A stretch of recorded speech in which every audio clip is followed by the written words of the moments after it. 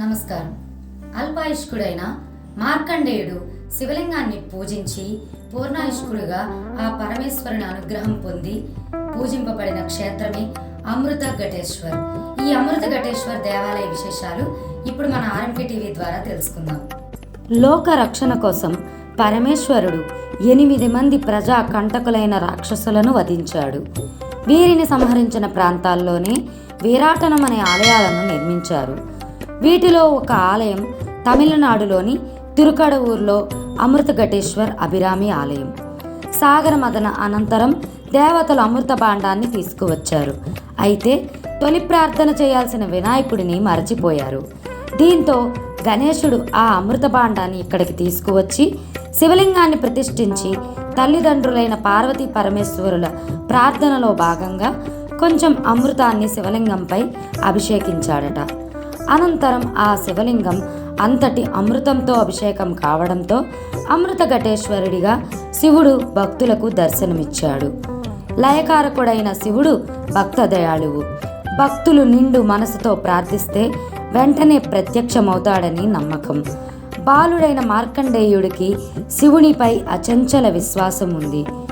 బాలుడిగా ఉన్న సమయంలోనే మార్కండేయుడు ఆయుష్ తీర్పోవడంతో యమధర్మరాజు యమపాసాన్ని విసురుతాడు.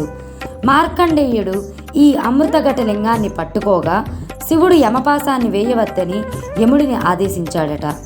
అయితే యముడు తన మొండితనంతో పాసం విసరగా భక్తజన బాంధవుడు రౌద్రంగా మారి యముడిని పాదాలతో తొక్కి పెడతాడు. అనంతరం యముడు అభ్యర్థనతో వదిలేస్తాడు. మార్కండేయుడిని చిరంజీవిగా జీవించాలని పార్వతీపతి వరాన్ని ఇచ్చాడు. సువిశాల ఆలయ ప్రాంగణం చోళవాస్తు రీతిలో నిర్మితమై ఉంటుంది. 11 ఎకరాల విస్తీర్ణంలో ఉన్న ఈ ఆలయ ప్రాంగణంలో పలు గోపురాలు, మండపాలు, అనేక కళారీతులు కనువిందు చేస్తుంటాయి. సాధారణంగా ఆలయంలో ఒక పుష్కరిణి ఉంటుంది. ఇక్కడ మాత్రం పలు పుష్కరిణులు ఉండడం విశేషం.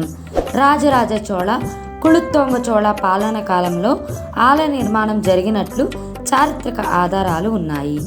ఈ ఆలయంలో షష్ఠిపూర్తి వేడుకలను నిర్వహిస్తారు. ప్రతిరోజు వందలాది దంపతులు తమ షష్ఠిపూర్తి వేడుకలను ఇక్కడ జరుపుకుంటారు. పరమేశ్వరుడు అమృత ఘటేశ్వరుడిగా భక్తులను అనుగ్రహిస్తూ స్వామి ఆశీస్సులతో దీర్ఘాయుష్షు కలుగుతుందని ఇక్కడ భక్తుల ప్రగాఢ విశ్వాసం. ఇలాంటి మరెన్నో పుణ్యక్షేత్ర విశేషాలతో మళ్ళీ కలుసుకుందాం.